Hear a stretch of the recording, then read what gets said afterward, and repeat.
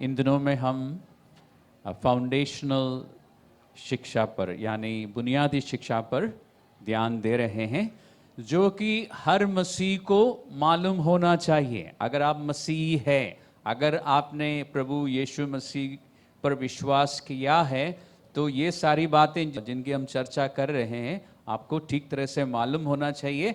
और फिर मालूम होने से क्या फ़ायदा है? क्या फ़ायदा है?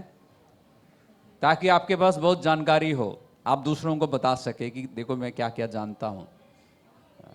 आप ताकि आप अपने जीवन को बदल सके, अपने विचारों को बदल सके और अपने जीवन बदल जाएं। तो आज हम देखने की कोशिश करेंगे पवित्र शास्त्र में कि यीशु मसीह के क्रूस पे जाने के बाद शैतान को क्या हुआ है और उसके स्टेटस में यानी उसकी स्थिति में क्या परिवर्तन आया है। पिछले 2 हफ्तों में हमने देखा कि पुरानी वाचा के समय शैतान के पास अधिकार था और शैतान ने लगभग दुनिया के सारे राज्यों को, आज की भाषा में देशों को, राष्ट्रों को अपने वश में रखा था, सिवाय इस्राएल। इस्राएल क्योंकि परमेश्वर के चुनिंदा लोग थे, इस्राएल के साथ परमेश्वर की वाचा रही है, इसलिए परमेश्वर इस्राएल पर खास ध्यान रखता था, नज़र रखता था और स्वर्ग से परमेश्वर इस्राएल को काफ़ी हद तक चलाता भी था कि जब इस्राएल परमेश्वर की व्यवस्था से दूर हट के चलते थे तो परमेश्वर अपने भविष्यवक्ताओं के द्वारा उनसे बात करते थे और फिर जब वो हद के बाहर चले जाते थे तो परमेश्वर उनको दंड देता था। यह सब हमने देखा है। लेकिन यीशु मसीह के क्रूस पे जाने के कारण कुछ बदल गया है और आपके सवालों का जवाब, बहुत सारे सवालों का जवाब आज का अध्ययन में हमें मिलना चाहिए। और एक बात बताना चाहूँगा, जब मैं आपको सवाल पूछने का मौका देता हूं तब आप सवाल पूछिए, फिर हम देखेंगे बाइबल में जवाब है कि नहीं तो फिर मैं और अध्ययन करूंगा, फिर आपको दिखाऊंगा। लेकिन अध्ययन ख़त्म करने के बाद मेरे पास आके पर्सनली सवाल मत पूछना, क्योंकि उस समय मैं आपसे कुछ भी बात नहीं कर सकूंगा। उस समय सवालों का जवाब देने का समय नहीं होगा मेरे पास।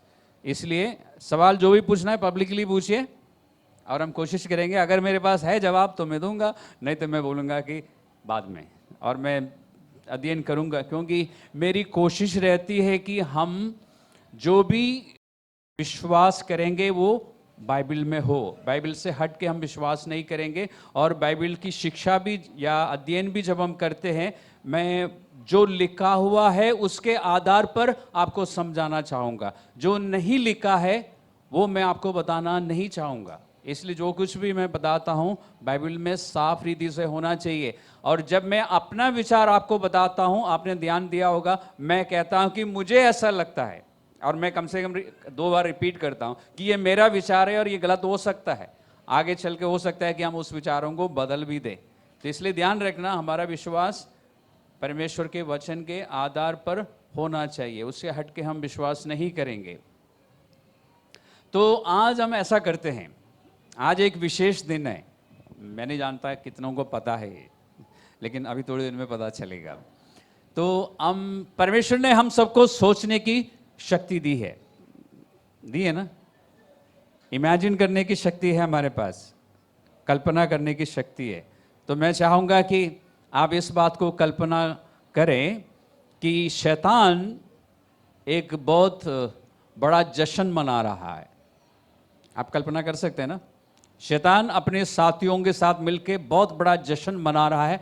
क्यों? क्योंकि यीशु मसीह को उसने क्रूस पे चढ़ाया और उसको बहुत खुशी है, और वो सारे अपने बाकी जो दुष्ट आत्माएं हैं उनके साथ मिलके पार्टी मना रहा है और कहता है कि तुम सब लोगों ने बहुत अच्छा काम किया। और उन सब दुष्ट आत्माओं को विशेष करके जिन्होंने जुदास के साथ काम किया, जिन्होंने पिलातोस से मिलके काम किया, कुछ कुछ याद आ रहा है ना, और जिन्होंने वहाँ का महायाजक के साथ मिलके काम किया, उन सबको वो शाबाशी दे रहा है कि तुम लोगों ने अच्छा काम किया। आप मेरे साथ सोच रहे हैं ना, ये बाइबल में नहीं है, ये हम सोच रहे हैं। हम बाइबल के कुछ बातों को अपनी रीति से समझने की कोशिश कर रहे हैं। ये बाइबल में ऐसा नहीं लिखा है, आपको पढ़ने को नहीं मिलेगा, लेकिन बाइबल का अध्ययन करते हुए हम सोच सकते हैं, हम इमेजिन कर सकते हैं। उस समय एक दुष्ट आत्मा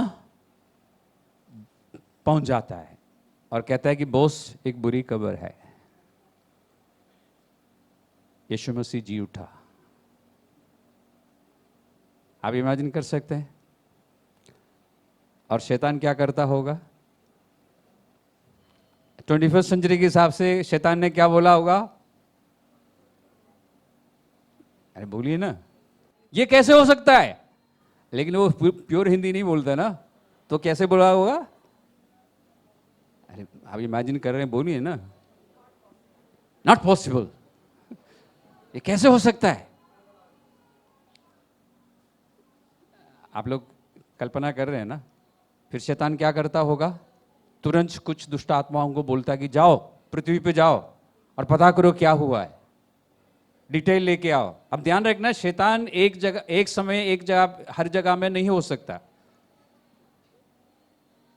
अच्छी बात है ना? एक समय में वो हर जगह नहीं हो सकता है, ना उसकी दुष्ट आत्माएं हर जगह हो सकती है। तो कुछ दुष्ट आत्माओं को असाइनमेंट मिलता है, जाओ देखो, डिटेल्स लेके आओ मेरे पास।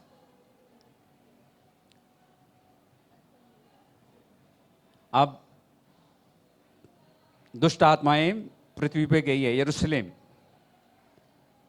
पता करने के लिए कि डिटेल लेके जाना है, अब नहीं तो डांट पड़ेगी, तो थोड़ा समय लगेगा ना। तो हम बाइबल का अध्ययन करते हैं। हम ये देखते हैं कि यीशु मसीह के क्रूस पे जाने से क्या हुआ।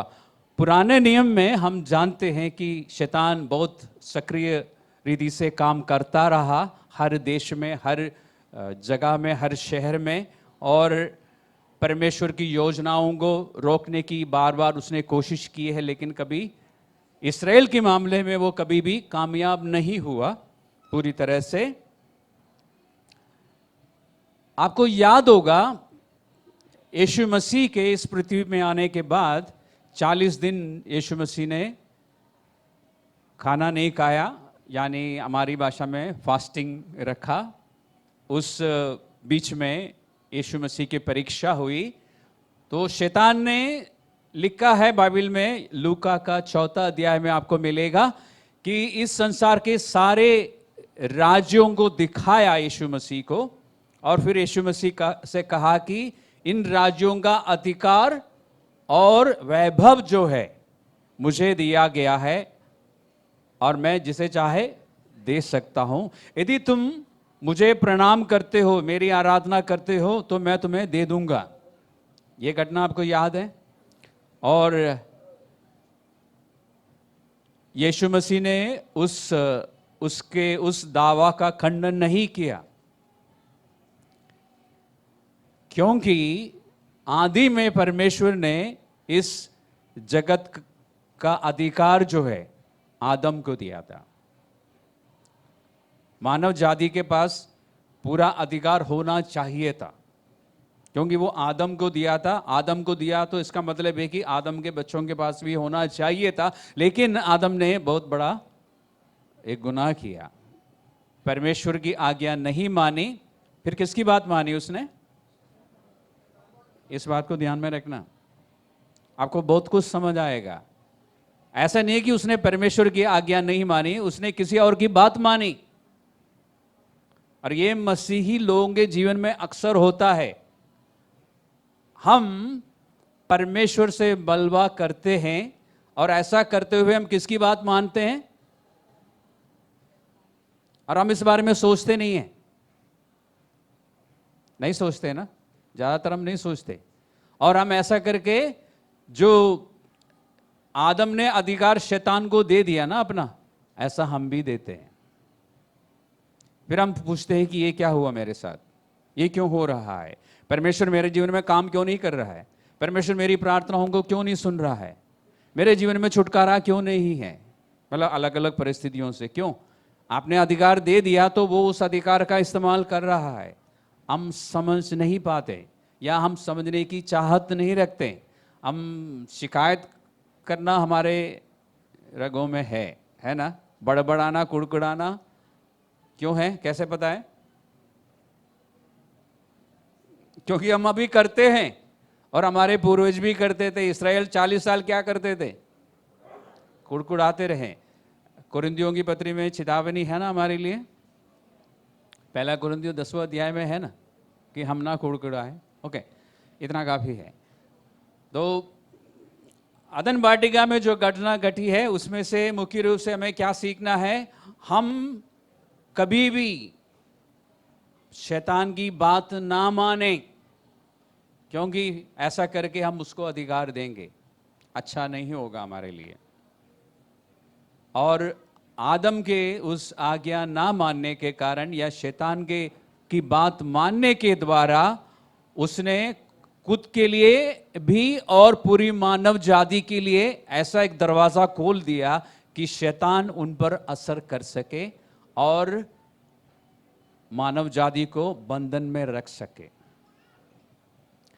आपको यूहन्ना का सुसमाचार में भी पढ़ने को मिलेगा, यीशु मसीह स्वयं कहता है कि इस संसार का राजा, इस संसार को चलाने वाला आ रहा है। 12:31 में मिलेगा। लेकिन ध्यान रखना, ये शैतान के पास जो अधिकार रहा है ये हमेशा के लिए नहीं था, ये कुछ समय के लिए था, ये खत्म होने वाला था। ध्यान रखना, भजन 124 नहीं, भजन 24 में लिखा ना कि सारी पृथ्वी और जो कुछ उसमें है वो किसका है? परमेश्वर का है। तो परमेश्वर हमेशा परमेश्वर है और पूरा या सर्वोच्च अधिकार जो है सिर्फ परमेश्वर के पास है। लेकिन आदम के उस पाप के कारण काफी हद तक शैतान के पास अधिकार आ गया, लेकिन वो हमेशा के लिए नहीं था। एक दिन उस अधिकार को वापस लेना था।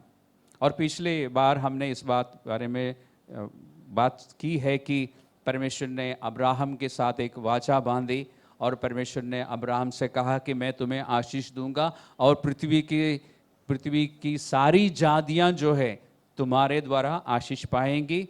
और आखिर यीशु मसीहा जो है, प्रभु यीशु मसीहा जो है, अब्राहम के वंश में से आया।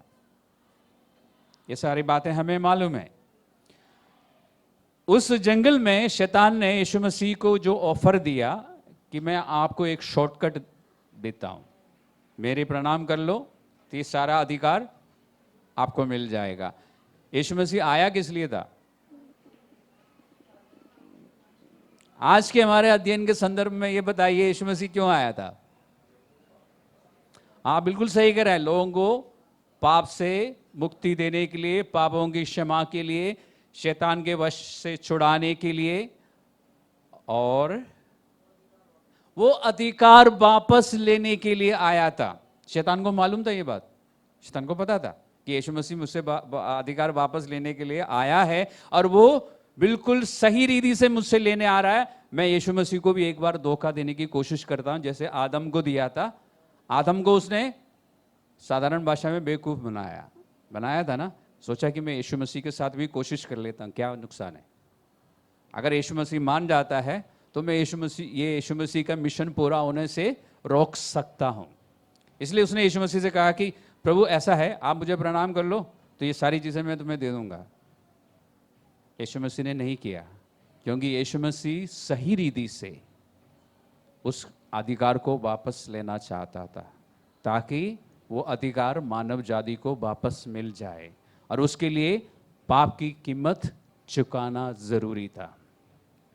इसलिए यीशु मसीह ने क्रूस पर अपना जीवन दिया, क्योंकि परमेश्वर यीशु मसीह चाहता था कि सही रीति से शैतान का जो अधिकार है उसे मैं वापस लूं और मानव जाति को उसके बंधन से छुड़ाऊं।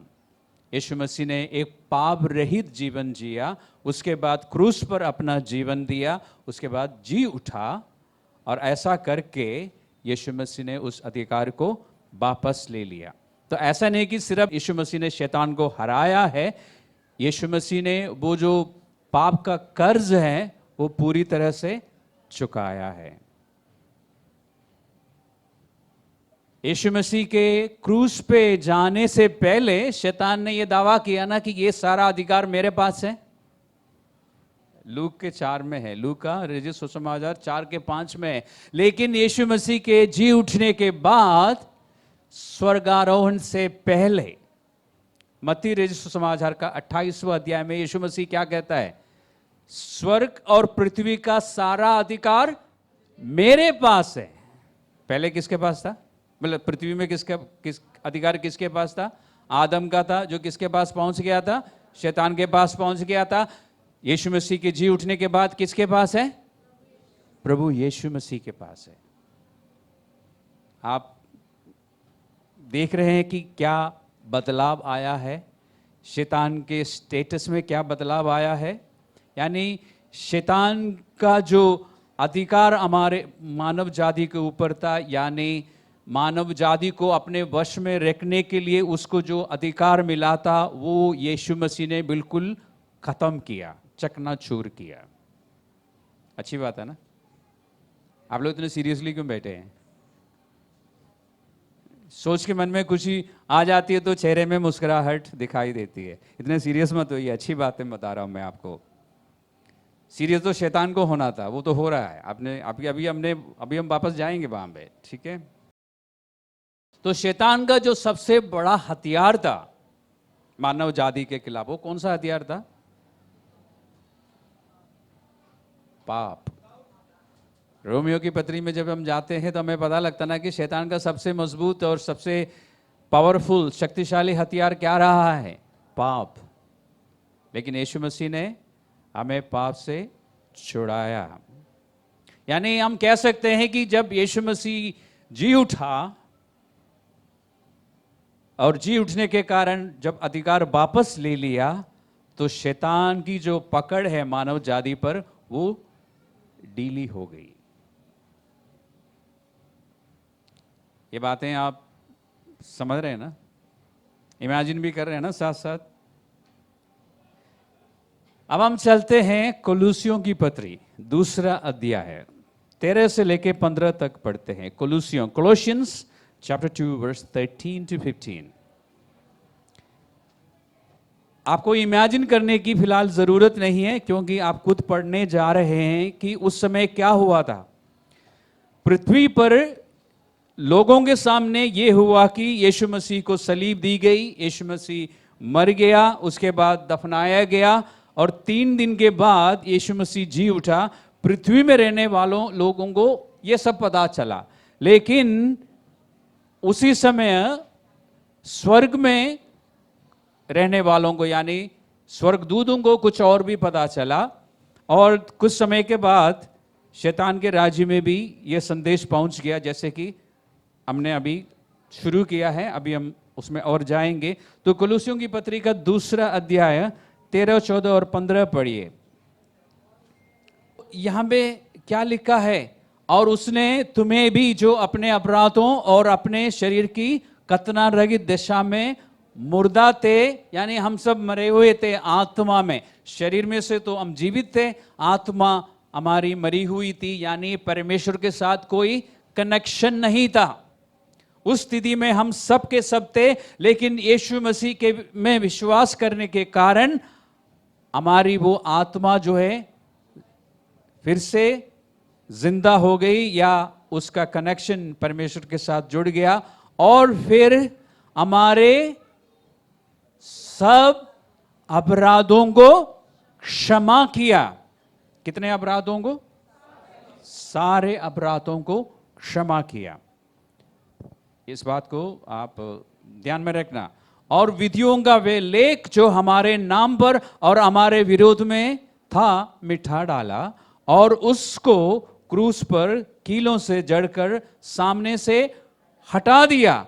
और उसने प्रधानताओं और अधिकारों को अपने ऊपर से उतारकर उनका खुल्लम खुल्ला तमाशा बनाया, और क्रूस के कारण उन पर जय जयकार की ध्वनि सुनाई।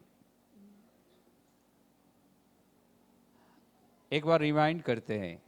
हमने 13वां पद में क्या पढ़ा? परमेश्वर ने आपके सब अपराधों को क्षमा किया। जिस दिन, बल्कि जिस क्षण आपने यीशु मसीह के उस बलिदान पर विश्वास किया, उसी क्षण परमेश्वर ने आपके सारे अपराधों को, जो उस समय तक आपके जीवन में थे, जो जितने भी अपराध पाप आपके खाते में थे, परमेश्वर ने क्या किया? इतनी कम आवाज में क्यों बोल रहे हैं आप? आपको कॉन्फिडेंस है? मुझे नहीं लगता। आप तो ऐसे बोल रहे जैसे नाश्ता करके ही नहीं आया आज। अरे आपके अगर सारे पाप क्षमा हुआ है और आपको मालूम है, तो आपको यह आपसे बोलना चाहिए ना कि हाँ जी, मेरे पाप सारे क्षमा हुए उस दिन, उस समय तक जितने पाप थे क्षमा हुए। और मुझे इस बात की बहुत दुख नहीं, क्या है? खुशी है। जरा सोचिए, अब इमेजिन कीजिए, आपने कुछ नहीं किया, आपको कुछ भी नहीं करना पड़ा, आपने सिर्फ विश्वास किया कि यीशु मसीह इस संसार में आया और आपको आपके पापों की क्षमा के लिए और आपको शैतान के वश में से छुड़ाने के लिए क्रूस पर अपना जीवन दिया। आपने सिर्फ इतना किया और आपके सारे पाप, कितने पाप? क्षमा हुए। सोचिए इस बारे में। इस वचन की गंभीरता आप समझ पा रहे हैं? यह हल्की बात नहीं है। आप कितना पैसा देंगे? आप कितना पैसा देते हैं यीशु मसीह को या परमेश्वर को? परमेश्वर कहता है कि चलो पैसे दो तो मैं पाप क्षमा करूंगा। आप कितना पैसा दे सकते हैं? जरा सोचिए, कितना है आपके पास? वो सारे पैसे देने से भी आपको पापों की क्षमा नहीं मिलती। ये काम परमेश्वर ने मुफ्त में किया है। इसकी गंभीरता को समझने की एक बार आंख बंद कीजिए, सोचिए कितना बड़ा एहसान परमेश्वर ने आप पर किया है, जिसको हम कहते हैं अनुग्रह या अंग्रेजी में ग्रेस। कितना बड़ा फेवर परमेश्वर ने आप पर किया है कि मुफ्त में आपके पापों की क्षमा हुई है। एक दिन आपने सुसमाचार सुना, आपने विश्वास किया, उस पल ये काम हुआ है। आज आपको आपके पुराने पापों को लेके चिंता करने की जरूरत नहीं है। यीशु मसीह में आने से, यानी यीशु मसीह पर विश्वास करने से पहले जितने भी पाप आपने किए हैं, आपको पता भी नहीं होगा। कुछ पापों के विषय में आपको पता है, बहुत सारे पाप है जो आपके मेमोरी में है भी नहीं। आपको सोचने की भी जरूरत नहीं है कि उसकी वजह से कहीं मेरे जीवन में कुछ गलत काम ना हो।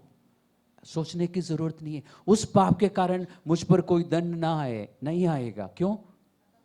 क्योंकि वो खत्म हो गया है। परमेश्वर ने आपके जीवन से खत्म किया है।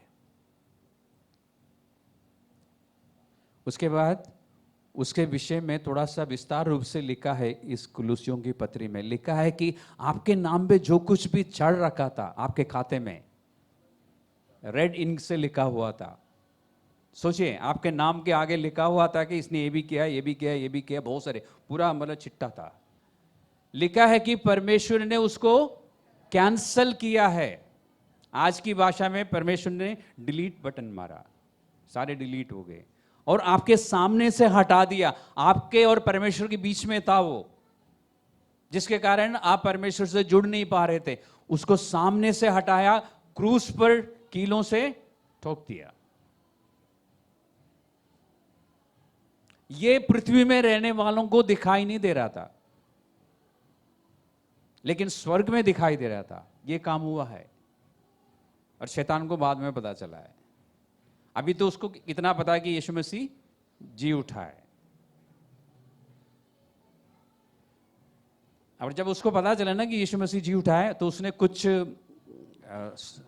दुष्ट आत्माओं को असाइनमेंट दिया, भी जाओ, नीचे जाओ और महायाजक और बाकी याजकों से बात करो और सैनिकों से बात करो। क्या बात करनी है? सैनिकों के अंदर लालच डालना है ताकि वो पैसा के लालच में झूठ बोलें, और याजकों को अंदर डर डालना है कि यीशु मसीह अगर जी उठा तो बहुत मुश्किल हो जाएगा। इसलिए सैनिकों को समझाया कि भाई ऐसा है, तुम लोग जाके ना शहर में जाके ये बोलो कि, और ये जो बातें मैं बता रहा हूँ आपको इमेजिन करने की जरूरत नहीं, बाइबल में लिखा है। जाके कहना कि हम लोग सो रहे थे और उसके चेले आके उसको उठा के ले गया। और अगर ये बात पिलातुस तक पहुंच जाता है तो हम संभाल लेंगे। तो ठीक है, दोनों ने ऐसे किया। और बाइबल में लिखा है कि लिखते समय यानी 2000 साल पहले जब ये सुसमाचार लिखा गया था फर्स्ट सेंचुरी में, उस समय भी यहूदी लोग में यही प्रचलित है। यानी यहूदी लोग ये मानते हैं कि यीशु मसीह मरने के बाद जब रोमी साम्राज्य के सैनिक सो रहे थे तो चेले आके यीशु मसीह को उठा ले गए। और यहूदी लोग यही बात विश्वास करते हैं। और आप जरा सोचिए, अब इमेजिन करना, यीशु मसीह की मृत्यु के पश्चात पिलातुस से रिक्वेस्ट की गई कि यीशु मसीह ने कहा था कि मैं जी उठूंगा, इसलिए उस कब्र को क्या करना है? आपने बाइबल नहीं पढ़ा है? इसको सील करना है ताकि कोई अंदर ना जा सके। और फिर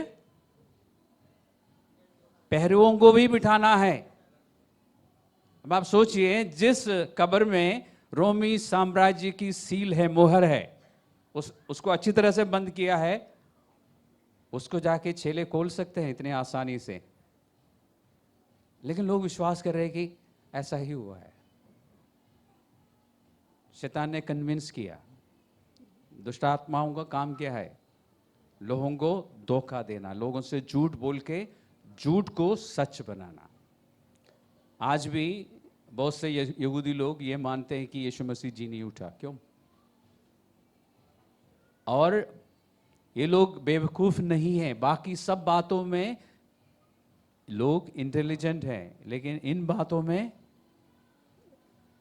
उनकी वो निर्बुद्धि हो जाते हैं। इतना काफी है। उसके बाद क्या हुआ?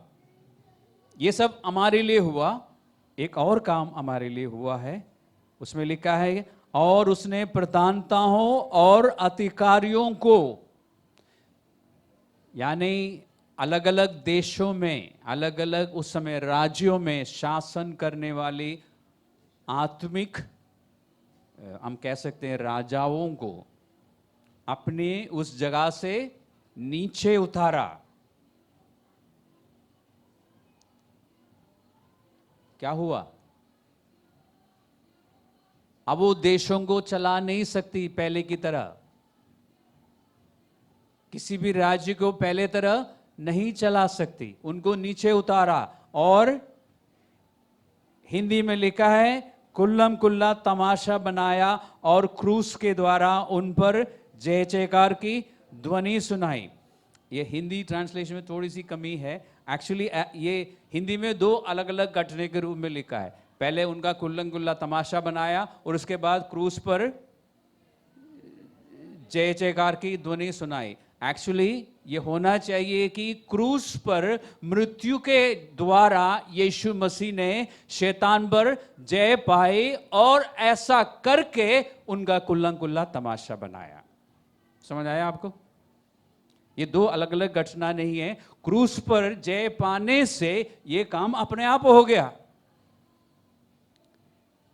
तो यीशु मसीह का क्रूस पर अपना जीवन देने के कारण आपको सिर्फ पापों की क्षमा ही नहीं मिली है, और इतना ही नहीं कि आप शैतान के वश में से छूटकर परमेश्वर के राज्य में प्रवेश कर गए हैं। हमेशा के लिए आपको शैतान के अधिकार से यीशु मसीह ने आजाद किया है। शैतान का आप पर कोई भी अधिकार आज की मैं ये नहीं कहूंगा कि आज की तारीख में, उस तारीख को, उस दिन नहीं था जिस दिन आपने यीशु मसीह पर विश्वास किया। उसके बाद कभी कभी आप शैतान पर इतना तरस खाते हैं कि कभी कभी थोड़ा सा अधिकार उसको दे देते हैं उसकी बात मानकर। यह हकीकत मैं बता रहा हूं आपको। कभी कभी बाइबल से जब आपको कोई समझाता है, जैसे बच्चे हैं, आपके माता पिता जब आपको कहते हैं कि देखो बाइबल में ऐसा लिखा है तो हमें ऐसा नहीं करना चाहिए, तो आप तुरंत पूछना फिर भी क्यों?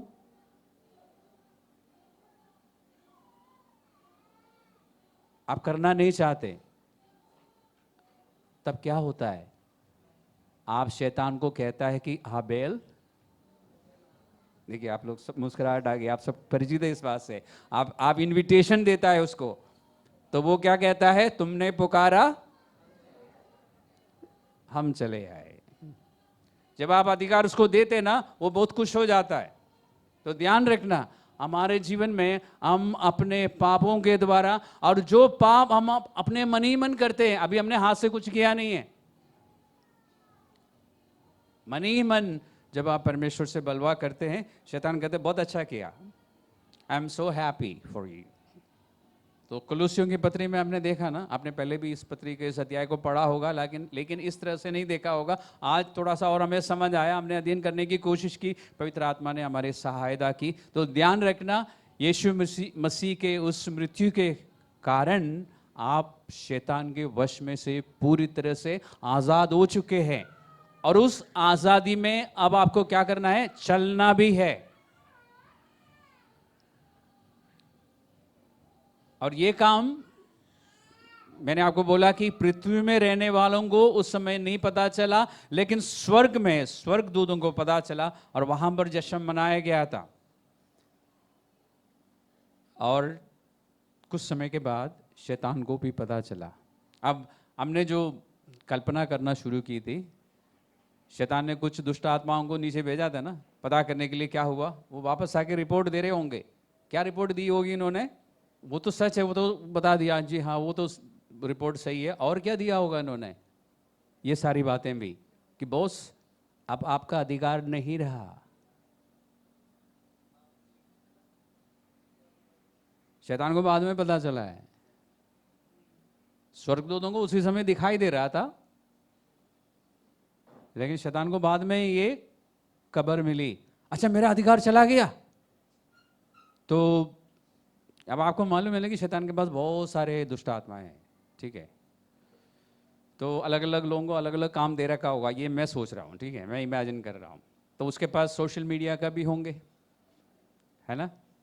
तो सोशल मीडिया वालों ने पूछा होगा कि भाई बॉस फिर अपडेट कर दूं अपने स्टेटस इंस्टाग्राम और फेसबुक में कि अब मेरे पास अधिकार नहीं है। तो शैतान ने क्या बोला होगा, बिल्कुल नहीं, ये किसी को पता नहीं चलना चाहिए, हम इस बात को गुप्त रखेंगे। फिर से हम मानव जाति को बेवकूफ बनाएंगे, किसी को पता चलने नहीं देंगे कि ऐसा हुआ। और ये मैं क्यों सोच रहा हूं, मैं क्यों ऐसा कल्पना कर रहा हूं, क्योंकि शैतान बहुत पुराना है, मानव से भी ज़्यादा पुराना है। वो मानव जाति से वाकिफ है। मानव कैसे बेवकूफ़ बन जाता है उसे मालूम है, उसको अच्छा एक्सपीरियंस है। कहाँ पे मिला था पहला एक्सपीरियंस, आदम वाटिका में मिला था। और एक दिन हम इसमें थोड़ा सा चर्चा करेंगे, जो समझ मुझे मिली है, एक दिन मैं आपको दिखाऊंगा कितनी आसानी से इंसान जो है, आदम और हवा जो है बेवकूफ़ बन गए। आपको खुद करना भी चाहिए, आप खुद करें तो आपको भी पता चलेगा। हर बात सिखाने के लिए आपको सीखने के लिए आपको मेरी ज़रूरत नहीं है, आपके पास एक सबसे श्रेष्ठ शिक्षक है, वो सिखा सकता है आपको। और उन दुष्ट आत्मा ने और क्या बोला होगा कि इतना ही नहीं कि आपका अधिकार चला गया है, अब जो कोई यीशु मसीह के उस बलिदान पर विश्वास करता है वो परमेश्वर की संतान बन जाता है, और उस व्यक्ति की सारे पापों की क्षमा भी हो जाती है, और वो बोस तेरे वश में से छूटकर परमेश्वर के राज्य में प्रवेश करता है। ये तो बहुत बुरी खबर है। और तब से परमेश्वर ने शैतान ने एक बेड़ा उठा लिया कि मानव जाति को बेवकूफ बना के रखना है, ठीक है। उसे पता चला कि अब मेरा अधिकार है नहीं, लेकिन मैं किसी को बताऊंगा नहीं। आज भी यही चल रहा है। और इस यीशु मसीह के इस विजय का जो परिणाम है वो सिर्फ यरूशलेम तक सीमित नहीं रहा, ना ही यीशु मसीह की जीत सिर्फ शैतान और यीशु मसीह के बीच में रही है, उसका असर जो है पूरी मानव जाति पर आ गया है। अब एक सवाल पूछता हूं, क्या आज मानव जाति मसीह लोगों को छोड़ के बाकी जो लोग हैं, क्या वो शैतान के वश में है? तो आप सब कहेंगे कि हाँ। अब मैं क्या कहूँगा? मैं ये नहीं कहूँगा नहीं, मैं कहूँगा हाँ और ना। कारण बताऊंगा आपको। एक तरह से है लेकिन एक तरह से नहीं भी है। ऐसा क्यों? हम वचन में देखते हैं। यीशु मसीह के जी उठने के बाद 40 दिन तक यीशु मसीह अपने चेलों से मिलता रहा। आपको मालूम है, बाइबल में लिखा है शैतान देखता रहा, लेकिन शैतान को पूरी तरह समझ नहीं आया कि ये क्या हो रहा है। उसको तो समझ आ गया कि यीशु मसीह जी उठा, दिखाई दे रहा है और चल फिर रहे हैं और मनुष्यों के बीच में, अपने चेलों के बीच में उनसे कुछ कुछ वादा भी कर रहा है कि मैं जा रहा हूँ, उसके बाद पवित्र आत्मा आएगा। उसको नहीं समझ आएगा कि उससे क्या होगा, क्या नुकसान होगा उसके राज्य को, ये सब नहीं समझ आया होगा। अब शैतान इंतज़ार करता रहा कि देखते हैं। तो फिर क्या हुआ? पेंटकोस्त का दिन आया, यानी 50वां दिन। पवित्र आत्मा उतरा। पवित्र आत्मा मानव जाति के लिए, विश्वास करने वालों के लिए पहली बार नीचे पृथ्वी पर उतरा। उससे पहले पुरानी वाचा में आप देखते हैं कि कुछ कुछ लोगों के पास पवित्र आत्मा था, लेकिन अब किसी को भी मिल सकता है। जिस किसी ने भी यीशु मसीह के उस बलिदान पर विश्वास किया है, उसको पवित्र आत्मा का वरदान मिल सकता है। पवित्र आत्मा खुद उसमें आके वास करेगा। कब तक वास करेगा? हमेशा के लिए।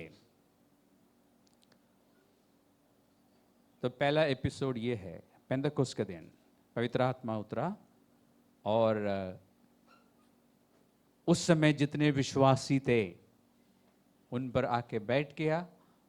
उसके बाद पतरस ने प्रचार किया। प्रचार के बाद 3000 लोग। कितने लोग? पक्का? लगभग। तो 3000 मत बोलना, लगभग 3000 लोग।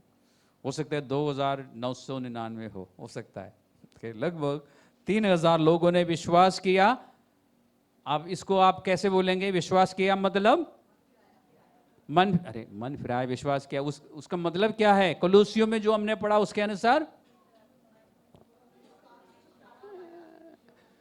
पापों से क्षमा पाई, शैतान से आजादी पाई। अब समझदार लोग हैं, जरा लगाइए ना। मतलब 3000 लोगों ने विश्वास किया, बराबर है क्षमा पाने का, बराबर है शैतान के वश में से आजादी पाने का, और बराबर है परमेश्वर की संतान होने का। ये सारे काम हुआ है, लेकिन फिलहाल बाइबल में इतना लिखा है कि लोगों ने मन फिराया, विश्वास किया। ये सब कुछ उस समय हुआ। ये सब बोनस में मिला है। उस दिन से, किस दिन से? पेंतकोस्त के दिन से आज तक सुसमाचार का प्रचार जहां होता है। अब में से कुछ लोगों ने बोला कि आज भी मानव जाति जो है शैतान के वश में है, और कुछ लोगों ने कुछ नहीं बोला क्योंकि उनको मालूम था कि मैं कुछ बोलने वाला हूं। ठीक है। तो जो लोग अभी भी शैतान के वश में है, उन तक जब सुसमाचार पहुंच जाता है, तो वो जो दीवार शैतान ने खड़ी की है उनके चारों तरफ, जो अंधकार की दीवार, उसको पार करके सुसमाचार की ज्योति लोगों तक पहुंच जाती है। लोगों की आंखें खुल जाती है, आत्मा खुल जाती है, बात समझ आती है। साधारण भाषा में बत्ती जलती है, टिमटिमाने लग जाती है और बात समझ आती है, और लोग विश्वास करते हैं और शैतान के वश में से आजाद हो जाते हैं। आज भी हो रहा है। पहले ऐसा नहीं था। पेंतकोस्त के दिन से पहले ऐसा नहीं हो सकता था। शैतान ने काफी हद तक लोगों को अपने वश में रखा था। अब अंधकार होने के बावजूद ज्योति पहुंच जाती है, और ज्योति अंधकार को पार करके लोगों को समझ दे सकती है, क्योंकि सुसमाचार में क्या है? सामर्थ है। इस सामर्थ को साधारण भाषा में कैसे बोलेंगे? मैंने एक बार समझाया था। अंग्रेजी में पावर बोलेंगे। कौन सा पावर है? कौन सी पावर है? डायनामाइट। यूनानी भाषा में जो शब्द है इसका मतलब है कि डायनामाइट। डायनामाइट डालने के बाद क्या होता है? यहाँ बैठे लोगों को पता है, आप लोगों ने डायनामाइट नहीं देखा है शायद। डायनामाइट अगर आप डालेंगे तो फटेगा, ऐसा ही है। सुसमाचार जब आप पेश करते हैं वो डायनामाइट फटने के बराबर है। लोग हिल जाते हैं, बात समझ आती है, उसके बाद निर्णय लेना होता है। और लोग सोचते हैं कि मैं इधर को जाऊं या उधर को जाऊं, फिर सारी बातों को देखते हैं, नहीं नहीं मैं पुराने इसमें ही रहना चाहूंगा, अभी जिंदगी का देखा मजा लेना है। 50 साल की उम्र में, 60 साल की उम्र में अगर कोई दोबारा बताता है तो मैं देखूंगा, अभी तो जिंदगी का मजा लेना है। लोग ऐसा सोच लेते हैं। लोग सोचते नहीं है, शैतान दुष्ट आत्माएं उनको कन्विंस करती है। कुरिन्थियों की पत्री में हम चलते हैं, हम जल्दी खत्म करने की कोशिश करेंगे। पहला कुरिन्थियों 2 अध्याय, 1 Corinthians chapter 2, 7 और 8 को पढ़ते हैं। 1 Corinthians chapter 2 verse 7 and 8। पहला कुरिन्थियों 2 का 7 और 8।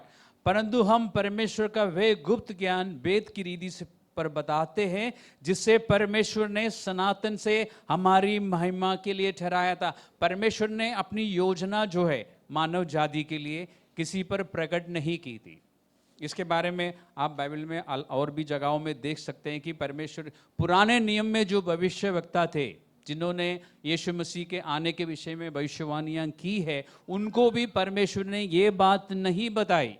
उन्होंने जानना चाहा, स्वर्गदूत ने भी जानना चाहा, लेकिन परमेश्वर ने उनसे गुप्त रखा। पतरस की पत्री में लिखा है और 8वें पद में हमें क्या पढ़ने को मिलता है? जिससे इस संसार के हाकिमों से किसी ने नहीं जाना, क्योंकि यदि जानते तो तेजोमय प्रभु को क्रूस पर ना चढ़ाते।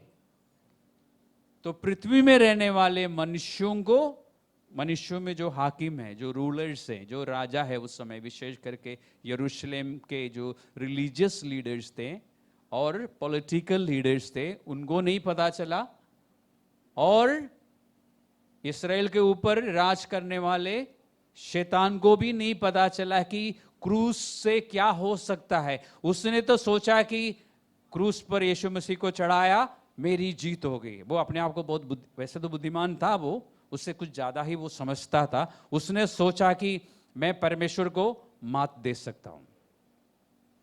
जब कोई अपने बारे में ज्यादा ही समझता है तो ऐसा ही सोचता है ना, मैं परमेश्वर को मात दे सकता हूं। लेकिन उसके लिए एक बहुत ही, क्या कहना चाहिए, रूड शॉक, जोर का झटका उसको लगने वाला था, लग गया। जब दूसरी टीम खबर लेके आई, रिपोर्ट लेके आई ना, ये सब हुआ है, तब उसको जोर का झटका कैसे लगा? जोर से ही लगा, ठीक है, धीरे से नहीं लगा, जोर से ही लगा है। उसे पता चला है कि मैं इतना बुद्धिमान नहीं हूं, क्योंकि उसने सोचा कि क्रूस पर यीशु मसीह के मृत्यु के द्वारा सब कुछ खत्म हो जाएगा। उससे ये नहीं मालूम था कि क्रूस पे मरने के द्वारा ही मानव जाति को पाप से क्षमा मिल सकती है और यीशु मसीह के जी उठने के द्वारा ही पवित्र आत्मा मानव जाति को मिल सकता है। अब कुछ स्कॉलर्स कहते हैं यहाँ पे जो हाकिम लिखा है ये पृथ्वी के राजाओं के लिए लिखा है, और कुछ स्कॉलर्स का मानना है कि ये शैतान और उसकी दुष्ट आत्माओं के लिए लिखा है। इसलिए मैंने कहा दोनों के लिए है ये। जब रोमी सैनिकों ने यीशु मसीह को मार डाला, शैतान बहुत खुश था, मैं मालूम है, बट उसे ये बातें नहीं मालूम थी जो मैं आपको बता चुका हूं। और मैं समझता हूं कि ये मनुष्य जो राजा थे वहाँ पे या महायाजक वगैरह थे, उनसे ज़्यादा ये शैतान की आत्माओं के लिए लिखा है, क्योंकि मनुष्यों से काम करवाने वाले यही थे। उनको सबसे बड़ा शौक या जोर का झटका लगा है।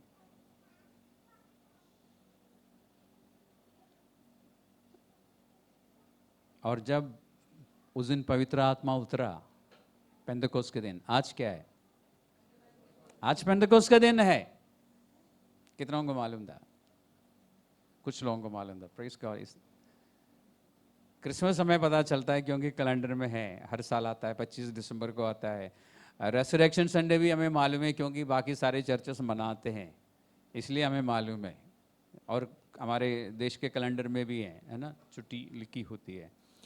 पेंतकोस्त हमें बैठ के हिसाब लगाना पड़ता है 50 दिन, या फिर गूगल सर्च करना पड़ता है, और अक्सर हम भूल जाते हैं। तो पेंतकोस्त का दिन आज है, तो आज क्या है? आज पेंतकोस्त संडे है, वो तो समझ आया, लेकिन आज की विशेषता क्या है? पवित्र आत्मा पहली बार जब पृथ्वी में उतरा, उस दिन को हम क्या बोलते हैं? चर्च के लिए क्या है वो? चर्च का, हम ये कह सकते हैं ना कि चर्च का जन्मदिन है वो। उस दिन पहली बार लोगों ने यीशु मसीह पर विश्वास किया, यीशु मसीह के मृत्यु के बारे में, पुनरुत्थान के बारे में विश्वास किया। लगभग कितने थे? 3000 लोगों ने विश्वास किया। जब पवित्र आत्मा उतरा, बाइबल में लिखा कि आंधी की सी सनसनाहट चाहे, यानी आंधी आई वहां पर। कहां पर? जहां पर वो इकट्ठा थे। तो आंधी आई कहां से? अंदर से शुरू हुई। ऐसे कमरे में लोग बैठे थे, आंधी आई, कहां से आई? बाहर से आई होगी ना, क्योंकि वहां पे रहने वाले लोगों को पता कैसे चला कि अंदर कुछ हो रहा है? पहले आंधी चली, यरूशलेम शहर में आंधी चली, अंदर घुसी, और फिर लोगों को आग की सी फटती हुई जीवें दिखाई दी। फिर पवित्र आत्मा उन सब विश्वासियों पर जाके बैठ गया जो विश्वासी थे उस समय। फिर वे अचानक अलग अलग भाषाओं में बोलने लगे, और वहां पर लोग इस जगह तक कैसे पहुंचे? इनकी प्रार्थना सुन के, इनकी अन्य भाषा सुन के नहीं, आंधी चलने की वजह से देखा कि ये आंधी जो है उधर को जा रही है।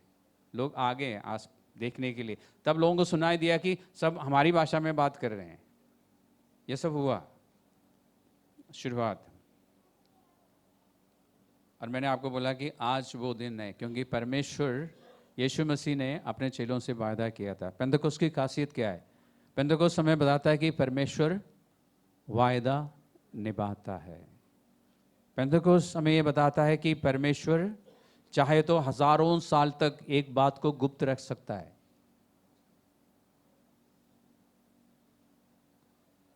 हजारों साल तक परमेश्वर ने ये सारी बातें गुप्त रखी थी, और फिर आपने यीशु मसीह ने अपने चेलों को बताया, यरूशलेम में रहना क्योंकि तुम्हें कुछ मिलने वाला है। पिता ने जो वायदा किया है तुम्हें मिलने वाला है, तुम सामर्थ पाओगे, उसके बाद तुम मेरे लिए गवाह ठहरोगे। सामर्थ पाने के बाद ये सब पेंतकोस्त के दिन हुआ। और फिर हमने देखा कि पतरस ने प्रचार किया। पतरस के पास बाइबल नहीं था, नोटबुक नहीं था, लैपटॉप नहीं था, कुछ भी नहीं था। प्रचार किया। प्रचार का असर क्या रहा? 3000 लोगों ने, लगभग 3000 लोगों ने मन फिराया। और हम देखते हैं पवित्र आत्मा की सामर्थ को। अब ध्यान देना, मैं आपसे सवाल पूछने वाला हूं, उसके बाद आप सवाल पूछ सकते हैं। पवित्र आत्मा की सामर्थ को देखा। और जब हम प्रेरितों के कामों की पुस्तक पढ़ते हैं, उसमें हमें क्या दिखाई देता है? अभी मैंने क्या बोला था? पवित्र आत्मा की सामर्थ आपको दिखाई देती है। आपको दिखाई देता है कि लोग चंगे हो रहे हैं, जेल के दरवाजे अपने आप खुल जाते हैं, और कभी कभी जेल में भूकंप भी आता है। आपने ये सब देखा है ना? मरे हुए लोग जी उठते हैं, लंगड़े चलते हैं, अंधे देखने शुरू करते हैं। ये सब हम प्रेरितों के कामों में देखते हैं, और हमें बहुत अच्छा लगता है। प्रेरितों के कामों को पढ़ते हुए ऐसा लगता है ना कि हम कोई स्पिरिचुअल एक्शन मूवी देख रहे हैं, ऐसा लगता है ना? नहीं लगा तो आपने ठीक से नहीं पढ़ा है। जब आप प्रेरितों के कामों को पढ़ते हैं तो आपको ऐसा लगता है, मुझे ऐसा लगता है कि एक्शन मूवी देख रहा हूं, स्पिरिचुअल एक्शन। पहले क्रेडिट्स आता है, written by Luke, produced by, ऐसा आता है। इसके बाद टिन टिन शुरू हो जाता है स्टोरी। मजा आता है ना प्रेरितों के कामों को जब आप पढ़ते हैं? हम उस युग में हैं, वो युग अभी खत्म नहीं हुआ। अधिक जानकारी के लिए आप दूसरा अध्याय पढ़ लेना, पता चलेगा। पतरस की उस दिन की प्रचार में ये सारी बातें हैं। हम उसी युग में हैं। लेकिन अभी मैंने आपको कहा, मैंने सवाल पूछा, आपने सही जवाब दिया, पवित्र आत्मा की सामर्थ्य को देखते हैं। लेकिन एक अफसोस की बात यह है कि हम पवित्र आत्मा की सामर्थ्य का सिर्फ एक पहलू देखते हैं, जो कि पवित्र आत्मा ने मनुष्यों के द्वारा किए हैं। बीमारों का ठीक होना, मरे हुओं का जी उठना, ये सारे काम पवित्र आत्मा की सामर्थ्य का सिर्फ एक पहलू है। लेकिन एक दूसरा बड़ा पहलू है जिसे हम मिस करते हैं, कभी नहीं देखते, ध्यान नहीं देते। क्योंकि आप ध्यान नहीं देते, आप बता नहीं सकेंगे। अगर मैं फिर भी पूछने की कोशिश करता हूँ, कौन सा पहलू है वो? पहला दिन, पेंतकोस्त के दिन जब प्रचार हुआ, कितने लोगों ने विश्वास किया? लगभग 3000। इसका मतलब क्या है? सोचिए जरा। जो उस दिन तक, उस पल तक शैतान के वश में थे, पुराने विश्वास में चल रहे थे, उन्होंने प्रचार सुन के अचानक विश्वास किया और फिर यीशु मसीह की शिक्षाओं के अनुसार चलना शुरू किया। अगले हफ्ते हम इस बारे में अध्ययन करेंगे, जो हम मिस करते हैं। हम एक्शन मूवी जरूर देखते हैं प्रेरितों के कामों में, और आज भी हम चाहते हैं कि ऐसा हो हमारे चर्च में भी, बाकी चर्चेस में भी। लेकिन जो हम मिस करते हैं उसके बारे में हम अगले संडे अध्ययन करेंगे।